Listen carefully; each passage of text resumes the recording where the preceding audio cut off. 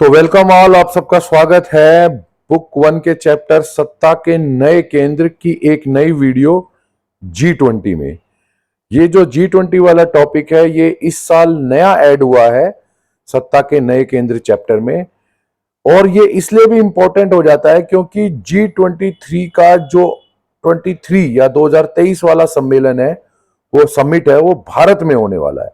तो इस पर से क्वेश्चन जरूर आएगा क्योंकि एक तो इंडिया में हो रहा है, इंडिया हमारा कंट्री है, इसलिए ज्यादातर चांस है कि सीबीएसई में और जो हमारे फर्स्ट टर्म वाले जो अभी एग्जाम होंगे मिड टर्म के, इसमें G23 वाला जो क्वेश्चन है इंडिया से रिलेटेड होकर जरूर आए।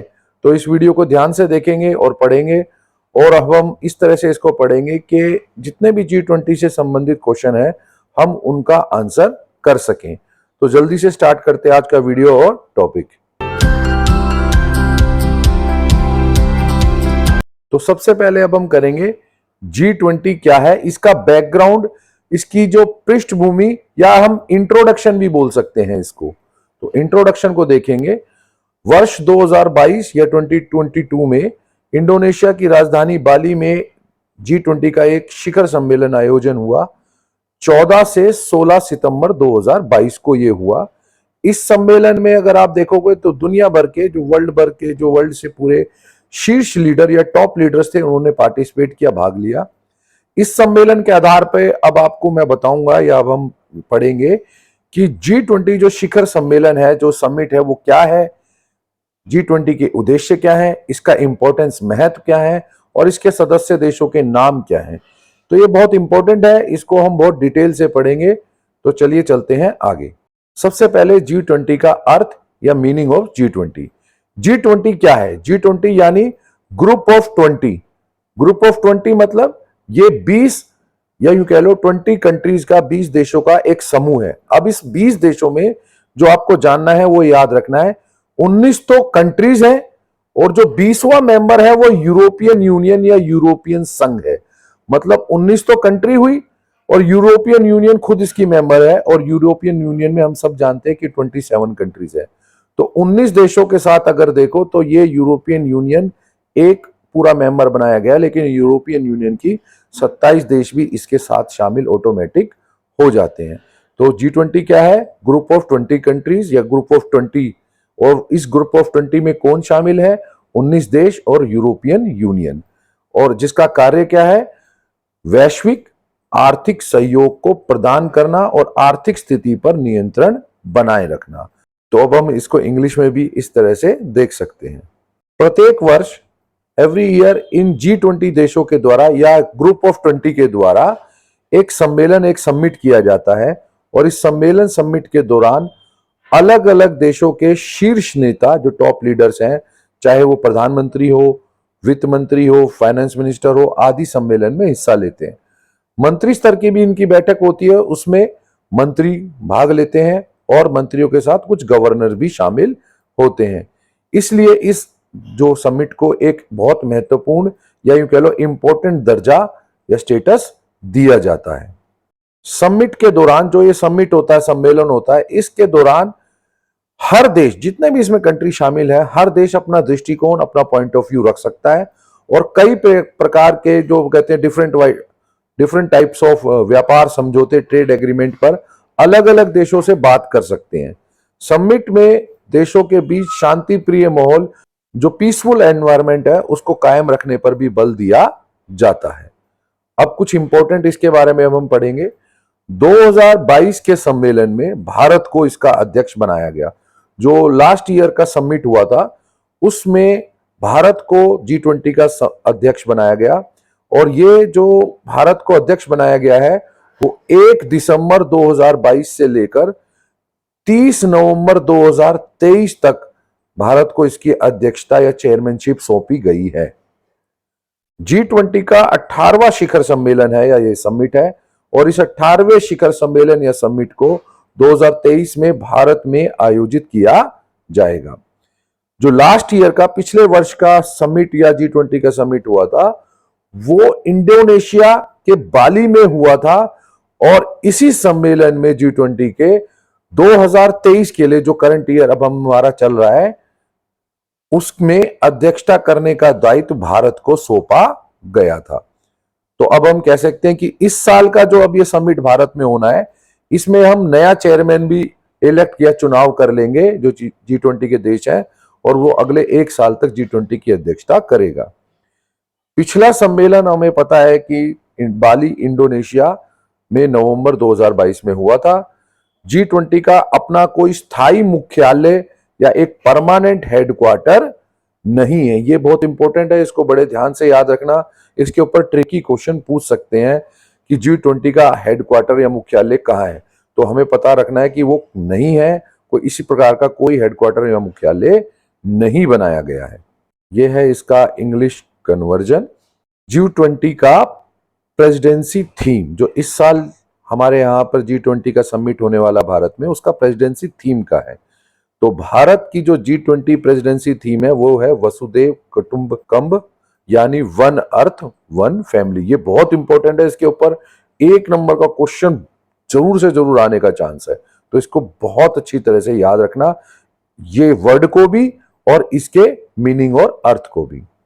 G20 की स्थापना, जहां तक G20 की स्थापना का एस्टेब्लिशमेंट का क्वेश्चन है या प्रश्न है, 26 सितंबर 1999 को अमेरिका के वॉशिंगटन डीसी में वैश्विक संगठन, एक जैसे G20 है, एक और संगठन है G7, ये है ग्रुप ऑफ 7 कंट्रीज, इनके द्वारा G20 की स्थापना की गई थी। एशिया के वित्तीय संकट के बाद वित्त मंत्री, जो फाइनेंस मिनिस्टर्स होते हैं, और जो बैंकों के गवर्नर होते हैं, उनके बैठक की एक शुरुआत की गई। वित्तीय संकट को देखते हुए पहले G20 शिखर सम्मेलन की शुरुआत अमेरिका के राष्ट्रपति या प्रेसिडेंट के द्वारा की गई, जिसका आयोजन पहली बार हुआ 2008 14-15 नवंबर को या 14-15 नवंबर को। और अब आपको पता लग गया कि पहला शिखर सम्मेलन G20 का कब हुआ, तो 2008 में हुआ। यह सिर्फ शुरुआत है, यहां से इसकी शुरुआत हुई थी, लेकिन फिर भी बनते बनते और पहला समिट होते 2008 आ गया था। तब से 2008 से लेकर अब तक प्रत्येक वर्ष इसका एक समिट हो रहा है, G20 का एक शिखर सम्मेलन आयोजित हो रहा है, और प्रत्येक वर्ष G20 के अध्यक्ष देश द्वारा अन्य जो भी इसका मतलब जिसको भी चेयरमैनशिप या अध्यक्षता की जो जिम्मेदारी सौंपी जाती है, वो अन्य सदस्य देशों को अतिथि या यूं कह लो कि गेस्ट के तौर पर आमंत्रित करता है, और जो अध्यक्ष होता है उसी के देश में G20 का सम्मेलन या समिट कराया जाता है। यह है इसका इंग्लिश कन्वर्जन। इसमें भी तो आपको ये वसुधैव कुटुंबकम और वन अर्थ वन फैमिली को बहुत अच्छी तरह से याद रखना है। G20 सदस्य देशों के नाम, तो सबसे पहले ऑस्ट्रेलिया, चाइना, यूनाइटेड किंगडम, दक्षिण अफ्रीका या south Africa, Argentina, Bharat, India, Russia, America, यह अमेरिका का मतलब है United states of America, France, Japan, Germany, Brazil, Canada, Saudi Arab, Mexico, Indonesia, Italy, Republic of Korea. Republic of Korea का मतलब है south Korea, north Korea इसमें नहीं है, तुर्की, तुर्की या तुर्की, और यूरोपियन यूनियन। तो यूरोपियन यूनियन पूरा इसमें शामिल है, और यूरोपियन यूनियन के 27 देश इसमें ऑटोमेटिक शामिल हो जाते हैं क्योंकि पूरा यूरोपियन यूनियन इसमें शामिल है। G20 का वैश्विक महत्व, ग्लोबल इंपॉर्टेंस क्या है इस G20 की, वो आपको बहुत अच्छी तरह से जानना है। यदि इन देशों मतलब G20 की जीडीपी को, सकल घरेलू उत्पाद, ग्रॉस डोमेस्टिक प्रोडक्शन को जोड़ा जाए, तो ये दुनिया भर के जो पूरे वर्ल्ड के इकोनॉमी के या देशों के 85% फीसदी है। मतलब पूरे वर्ल्ड की जीडीपी का 85% इस G20 के देशों के अंदर आता है। तो आप समझ सकते हैं कि कितना बड़ा इकोनॉमिक या आर्थिक महत्व या इंपॉर्टेंस G20 का है। इसलिए इन्हें मतलब G20 को दुनिया के शक्तिशाली बहुत पावरफुल संगठनों में या पावरफुल ऑर्गेनाइजेशन में गिना जाता है या काउंटिंग होती है। दूसरा पॉइंट है, यह समूह दुनिया के 75% या फीसदी, यहां पे परसेंटेज का निशान लगा लेंगे हम, 75% या 75% वैश्विक व्यापार ग्लोबल ट्रेड को नियंत्रित या कंट्रोल करता है। G20 में वे देश शामिल हैं जो अर्थव्यवस्था या इकोनॉमी के मामले में बिल्कुल शीर्ष पर है, टॉप पर है, और इन्हें दुनिया के बहुत शक्तिशाली देशों में, पावरफुल कंट्रीज में गिना जाता है। इकोनॉमिक तौर पर नहीं, पॉलिटिकली भी और मिलिट्री के रूप में देखा जाए तो G20 में शामिल देशों को बहुत पावरफुल या यूं कह लो कि शक्तिशाली देशों में गिना जाता है। नेक्स्ट है, G20 को इसलिए भी बहुत महत्वपूर्ण या इंपॉर्टेंट माना जाता है क्योंकि दुनिया की, पूरे वर्ल्ड की लगभग अप्रोक्सीमेटली 2/3 आबादी, अप्रोक्सीमेट 60% से भी ज्यादा, या यूं कह लो कि 66% ऑफ पॉपुलेशन, 2/3 आबादी, 2/3 ऑफ द पॉपुलेशन इन्हीं बेस देशों से आती है या इन्हीं बेस देशों में रहती है। और हर साल G20 की मेजबानी अलग अलग देशों के पास, जो भी इसके मेंबर्स हैं उनमें अलग अलग देशों के पास जाती रहती है। इस साल ये भारत के पास है, और भारत के पास जो ये G20 की अध्यक्षता या यूं कह लो चेयरमैनशिप है, इसी साल जब भारत में अब ये समिट होने वाला है सितंबर में, तो भारत में जो ये समिट होगा इसमें डिसाइड कर लिया जाएगा कि नेक्स्ट ईयर चेयरमैन G20 का या अध्यक्ष कौन होगा। अब G20 की इंपॉर्टेंस और ज्यादा बढ़ती जा रही है क्योंकि इसमें कुछ नए नए मुद्दे या यूं कह लो नए नए टॉपिक्स या नए नए इशू जुड़ते जा रहे हैं। G20 वैश्विक महत्व के मुद्दों के एक व्यापक एजेंडे, एक बहुत ब्रॉड एजेंडे के ऊपर केंद्रित है या फोकस्ड है। हालांकि वैश्विक अर्थव्यवस्था, एक ग्लोबल इकोनॉमी के अलावा भी अब अन्य मुद्दे जो अदर देन, तो कहते हैं ना कि ग्लोबल इकोनॉमिक्स के अलावा भी, वैश्विक अर्थव्यवस्था के अलावा भी कुछ ऐसे मुद्दे हैं जो इस G20 के एजेंडे पर हावी होते हैं। और पिछले कुछ सालों में अगर आप देखोगे तो अतिरिक्त विषय, जो ये कह दो अदर टॉपिक्स है, ज्यादा महत्वपूर्ण हो गए हैं इस ग्लोबल इकोनॉमी से। तो वो ज्यादा महत्वपूर्ण जो हो गए हैं वो मुद्दे कौन से हैं? वो है ऊर्जा, एनर्जी, जलवायु परिवर्तन, क्लाइमेट चेंज, वैश्विक अर्थव्यवस्था, रोजगार, एम्प्लॉयमेंट, रोजगार बाजार में जो एम्प्लॉयमेंट का पूरा मार्केट है उसमें महिलाओं की उन्नति, आतंकवाद का विरोध या आतंकवादी विरोधी बातें या मुद्दे, भ्रष्टाचार के विरुद्ध लड़ाई, आर्थिक बाजार, कृषि, एग्रीकल्चर, कर और राजकोषीय नीति। तो ये मुद्दे भी अब G20 पे बहुत ज्यादा हावी हो गए हैं। पहले ज्यादातर ग्लोबल इकोनॉमी पर फोकस था, लेकिन अब ये मुद्दे भी इस G20 के ऊपर हावी होते जा रहे हैं, या यूं कह लो G20 के एजेंडे पर हावी होते जा रहे हैं। तो ये है इसका इंग्लिश कन्वर्जन। अब आएगा G20 के कार्य। तो G20 के कार्यों में पहला कार्य आता है, G20 में शामिल देशों के शीर्ष नेता, जो टॉप लीडर्स होते हैं, वो वर्ष में जरूर एक बार मिलते हैं या इनकी बैठक या समिट होता है। इसके अलावा वर्ष के दौरान कभी भी जो पूरा इनका एक ईयर चल रहा है उसमें सभी सदस्य देशों के जो मेंबर्स कंट्री हैं उनके वित्त मंत्री, फाइनेंस मिनिस्टर या केंद्रीय बैंक मतलब जो सेंट्रलाइज बैंक है गवर्नमेंट का, जैसे कि हमारे यहाँ रिजर्व बैंक ऑफ इंडिया है, उनके सबके बैंक्स के गवर्नर नियमित रूप से बैठक या मीटिंग करते रहते हैं। और इन बैठकों में वैश्विक अर्थव्यवस्था को मजबूत करना, मतलब ग्लोबल इकोनॉमी को बहुत पावरफुल बनाना, अंतर्राष्ट्रीय वित्तीय संस्थानों और वित्तीय नियमन में सुधार लाना या सुधार लाने और जरूरी प्रमुख आर्थिक सुधारों पर चर्चा या डिस्कशन किया जाता है। तो ये इसका पहला कार्य है। इसमें आप बहुत ज्यादा वर्ड में चेंज मत करना क्योंकि एज इट इज लिखने पड़ जाते हैं। सेकंड इसका जो कार्य आएगा, इन बैठकों के अलावा अदर देन दीज मीटिंग्स कई अन्य बैठकें भी चलती रहती हैं। ऐसा नहीं है कि सिर्फ यही कुछ 2-4 बैठक होती है, और अन्य प्रकार की बैठकें मीटिंग्स भी चलती रहती है।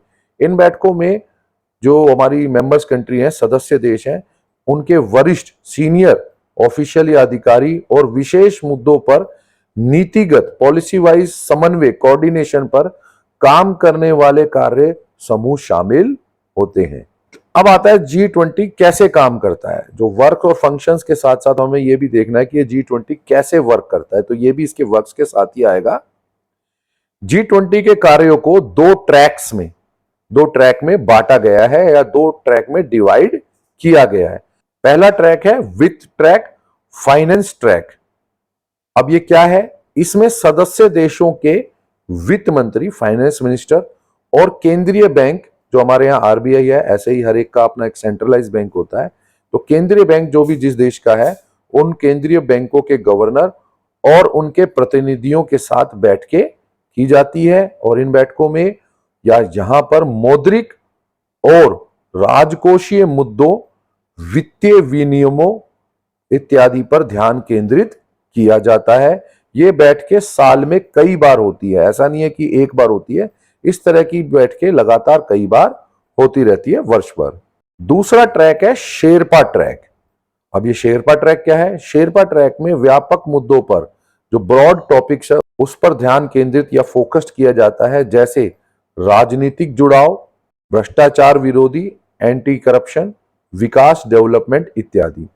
प्रत्येक देश को इसके शेरपा ट्रैक सिविल सेवक या राजनयिक द्वारा ही प्रतिनिधित्व या रिप्रेजेंट किया जाता है, जो अपने संबंधित देशों के नेता की ओर से, मतलब जो रिप्रेजेंटेटिव आया है, वो जिस देश से आया है, वो अपने उस देश के नेता या जो कह लो कि जहां प्रधानमंत्री, राष्ट्रपति, उस नेता या लीडर की ओर से योजना बनाता है या बनाना, गाइड करना और उन योजनाओं को लागू करना जैसा कार्य को या इंप्लीमेंट करने जैसे कार्य को या वर्क को करता है। अब आता है G20 के उद्देश्य, या यूं कह लो कि ऑब्जेक्टिव्स G20 के क्या हैं। G20 आर्थिक और वित्तीय कार्यसूची के अत्यंत महत्वपूर्ण पहलुओं पर या एस्पेक्ट्स पर अंतरराष्ट्रीय सहयोग, इंटरनेशनल कोऑपरेशन के लिए एक मेन मंच या प्लेटफॉर्म है, जो दुनिया भर के या पूरे वर्ल्ड के प्रमुख उन्नत, जो मेन एडवांस और उभरती हुई अर्थव्यवस्थाएं, राइजिंग इकोनॉमीज है, उनको एक साथ लाने का काम G20 करता है। G20 के कुछ प्रमुख उद्देश्य या मेन ऑब्जेक्टिव्स इस प्रकार हैं। पहला है वैश्विक आर्थिक स्थिरता या ग्लोबल एस्टेब्लिशमेंट ऑफ इकोनॉमी, सतत विकास, कंटिन्यू डेवलपमेंट के लिए सदस्य देश, जितने भी मेंबर देश हैं, उनके बीच नीतियों या पॉलिसीज का सामंजस्य या कोऑर्डिनेशन और तालमेल स्थापित या एस्टेब्लिशमेंट करना। भविष्य में वित्तीय संकट को, फाइनेंशियल क्राइसिस को रोकना और जोखिमों को कम करना या रिस्क को कम करने के लिए वित्तीय नियमों को प्रोत्साहन या प्रेरणा या इंस्पिरेशन देना। नेक्स्ट है नई अंतरराष्ट्रीय वित्तीय संरचना को तैयार करना, creating a new international financial structure. अब आता है G20 की संरचना और कार्य प्रणाली, structure and functioning of G20। G20 का मैंने पहले भी बताया था कि अपना कोई स्थायी सेक्रेटरीट या मुख्यालय या हेडक्वार्टर नहीं है। इसके ऊपर ट्रिकी क्वेश्चन क्या आएगा? एग्जामिनर पूछ लेगा आपसे कि भाई ये बताओ कि G20 का हेडक्वार्टर कहां पर है, और लास्ट में लिखा होगा कहीं नहीं, लेकिन कई स्टूडेंट्स इधर उधर टिक कर देंगे। तो G20 का अपना कोई स्थायी मुख्यालय, सेक्रेटरीट नहीं है। बल्कि G20 का जो भी अध्यक्ष या चेयरमैन बनता है, वो सदस्य देशों, जो उसके मेंबर्स कंट्री है, उनके परामर्श से, उनके बिल्कुल एडवाइस से वैश्विक अर्थव्यवस्था या ग्लोबल ट्रेड के विकास या डेवलपमेंट के जवाब में G20 के देशों को या ग्रुप ऑफ 20 देशों को एक साथ लाने के लिए उत्तरदायी या रिस्पॉन्सिबल होता है। हर साल, एवरी ईयर, G20 का एक नया देश अध्यक्षता लेता है, या यूं कह लो कि एवरी ईयर G20 का एक नया चेयरमैन बनता है। इस साल भारत है, और इसी साल के जो समिट होगा, इसमें नया अध्यक्ष को भी इलेक्ट कर लिया जाएगा, और वह पिछले अध्यक्ष और आगे आने वाले अध्यक्ष देशों के साथ मिलकर काम करता है या वर्क करता है। इस प्रकार के समूह को ट्रायोका या 3 सदस्य का एक साथ काम करना के नाम से जाना जाता है। तो ये पूछा जा सकता है ट्रायोका क्या है, तो आपको ये बताना 3 सदस्यों का एक साथ काम करना, 3 मेंबर्स वर्किंग टुगेदर को ये ट्रायोकिया बोला जाता है, ट्रायोकिया के नाम से जाना जाता है। यह निरंतरता, कंटिन्यूटी और स्थिरता, स्टेबिलिटी को सुनिश्चित करता है, एंश्योर करता है। G20 की अध्यक्षता एक सिस्टम, या यूं कह लो एक प्रॉपर सिस्टम के तहत प्रत्येक वर्ष, एवरी ईयर बदलती रहती है, चेंज होती है, जो समय के साथ एक क्षेत्रीय संतुलन, एक बिल्कुल यूं कह सकते हैं रीजनल बैलेंस को सुनिश्चित करता है। अध्यक्ष पद के चुनाव, या यूं कह लो चेयरमैनशिप का जो चुनाव या इलेक्शन होता है, इसके लिए सभी देशों को, जितने भी G20 के मेंबर्स हैं, उनको 5 ग्रुप में बांटा जाता है, अब 5 ग्रुप में बांटा जाता है तो एक ग्रुप में कितने मेंबर आए? 4। तो इस प्रकार 4 इंटू 5 20 हो गए। इनमें विभाजित कर दिया जाता है और एक ग्रुप में 4 से अधिक देश नहीं हो सकते। अध्यक्षता प्रत्येक ग्रुप में और ग्रुप के सदस्यों के बीच घूमती है। अध्यक्षता हर एक ग्रुप को मिलती है और ग्रुप के अंदर जो मेंबर्स हैं, एक ग्रुप में जैसे 4 है, उन सभी के बीच घूमती रहती है। प्रत्येक वर्ष G20 के द्वारा, एवरी ईयर G20 के द्वारा अध्यक्ष बनने के लिए दूसरे ग्रुप से एक देश का चयन किया जाता है। तो दूसरे ग्रुप के जो मेंबर्स हैं वो एक ग्रुप से अध्यक्ष का चयन या इसका इलेक्ट या यूं कह लो चयन करते हैं। भारत जो है, इंडिया ग्रुप 2 का मेंबर है, याद रखना। पूछा जा सकता है इंडिया कौन से ग्रुप का? ग्रुप 2 का मेंबर है।